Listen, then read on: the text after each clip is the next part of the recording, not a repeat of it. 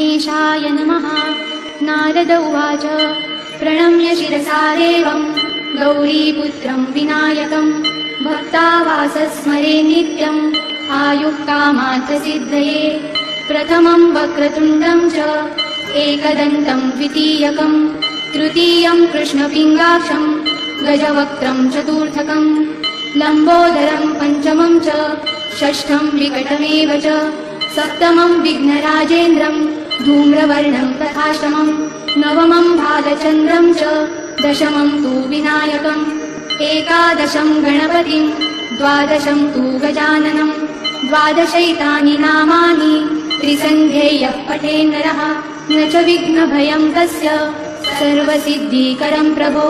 विद्यार्थी लभते विद्या धनार्थी लभते धनं पुत्रार्थी लभते पुत्रान् मोक्षार्थी लभते गतिं। जपेत् गणपति स्तोत्रं षड्भिर्मासैः फलं लभेत् संवत्सरेण सिद्धिं च लभते नात्र संशयः। अष्टभ्यो ब्राह्मणेभ्यश्च लिखित्वा यः समर्पयेत् तस्य विद्या भवेत् सर्वा गणेशस्य प्रसादतः। इति श्रीनारदपुराणे सङ्कटनाशनं महागणपतिस्तोत्रं सम्पूर्णम्।